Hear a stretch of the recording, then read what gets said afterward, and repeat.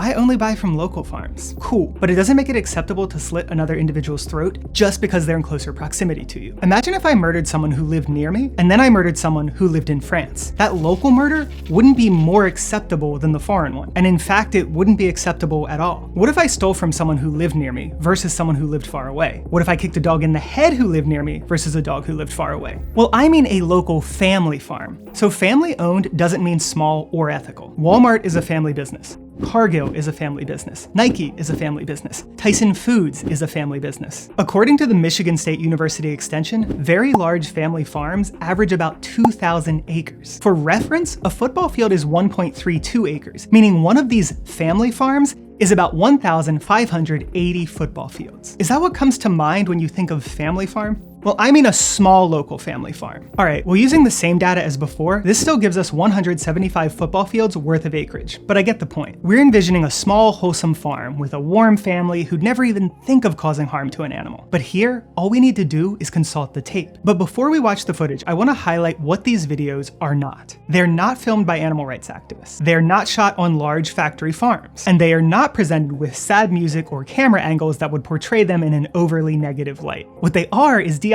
YouTube videos uploaded by the farmers themselves in the full light of day. This means they had multiple takes. They could cut anything that looked particularly gruesome or barbaric, and they could choose their words and the way they framed the events very carefully. What's more is some of these videos have 40 to 50,000 views, so clearly other individuals are watching and using these techniques. And so these obviously aren't isolated occurrences, since the whole point is to learn from these videos so you can apply the techniques on your farm. Alright, so I've blurred most of the gore in these videos, minus some ear notching. But if you still don't want to watch this, you can pause and skip ahead using the chapter markers below. Alright, let's get into it. This is Mountain Crest Farms, a small farm in Georgia, who has a book about homesteading and micro-farm pig farming. So it doesn't get much smaller than this. And notice, pig didn't squeal at all. You're not hurting the pig.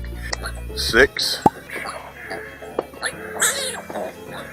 Pig's getting tired of being held. That's 7.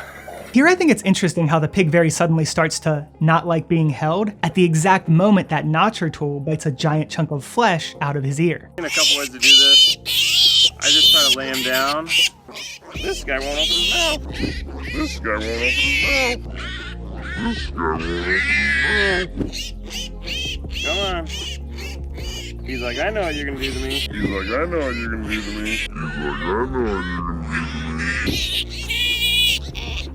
We got 3 little pigs to castrate. This is how we do it. This is how it's been done for hundreds of years. This is the method when keeping pigs that you do. There are not alternative methods. There are not alternative methods. We are going to relieve them of a couple of things. What do you think, Papa? You think we should relieve them of a couple of things? I need relief. I sure don't want any relief. Yeah, well, you're next. If you don't straighten up and fly right. You don't want to castrate next to the mamas because the mamas will try to come through the fence the entire time. We're going to run single strand of electric, just like we do all of our training pens. Get the piglets trained on electric. And then also I've got a pair of earmuffs here to put on because these piglets like to scream the whole time. They think they're being attacked, so they scream. Speed drop 2,000, we're getting about 8,600 volts on it. For the person doing the cutting, it just helps to focus, not having a scream louder than a jet engine in your ear. Some people will use a scalpel. A utility knife with a good sharp blade on it is all you need. I'm going to try to make one cut, one very quick cut, and he's not going to like it. What we're doing is we're taking that testicle and we're just pulling it straight out. Now it looks very vicious to do. If we take it and we pull it, it tears it. It's like a birthday.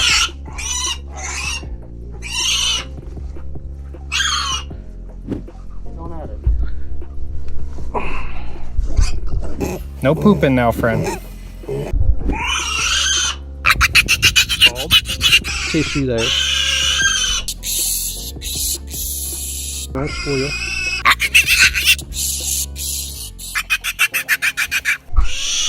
And just pull it.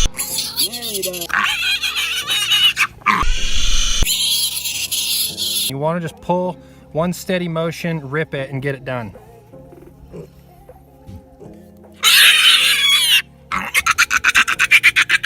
I'm gonna walk in here and just get some pictures of them. Hello, babies. That is castrating pigs 101. It is, it's not a fun task to do. I don't enjoy doing it, but it is very much a necessity on the farm. If you're gonna raise pigs, you're gonna raise animals, that's the kind of stuff that you just gotta do. It's probably the worst job on the farm. I don't ever look forward to doing it. It's the only thing that gives me a physical sick feeling having to do it. I don't enjoy it, but it's part of it. What'd you think about today? It was fun. It should be a sport. This should be a sport. Yeah, I said this is like tag. Pig catching should be a sport. Many people ask, why don't you ban them? You can't ban pigs. The way pigs are set up, they grow inside themselves and then it pushes out. It doesn't grow in a sack, so it doesn't allow you to ban it. So kind of a barbaric process, but unfortunately that is the process, and it's been the process, and there is no better process. There is no better process. There is no better process. So that's pig farming. And one more thing to note here is that presumably these farmers are at the top of their game since they're making tutorials. But what do you think the procedures look like in the hands of the novices who are watching these videos? So what does all this add up to? From a non-vegan perspective, these are the PR pinnacle of these procedures, the chef's kiss of local pig castration. And they still look like that. Also note how none of these farmers used anesthetic. Not general, not even local. Again, if you really love these pigs, or even saw them as individuals with at least some inherent value, why would you not provide them with painkillers? But of course you already know why. Hello, I like money. And to those who are gonna say, it's just one bad day, ask yourself this. If you had to get your testicles removed for some medical reason, I also want your balls, and the surgeon said they could do it cheaper if they didn't use painkillers, how much cheaper would it have to be? I mean, it's only one bad day. And just note here, I'm not trying to specifically pick on these farmers because sadly in the pantheon of animal farming, this is probably about as good as it gets. But as good as it gets still doesn't mean good. All right, well, it's a small local family farm and I know the farmer and I know for a fact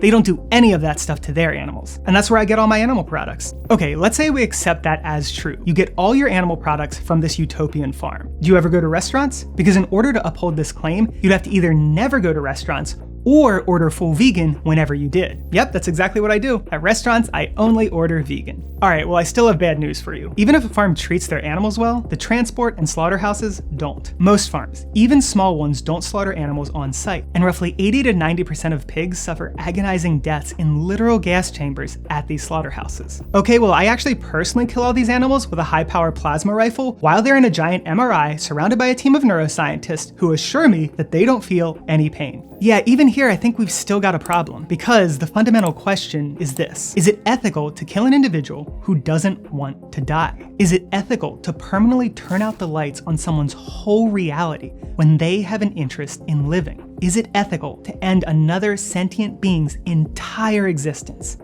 just for a sandwich?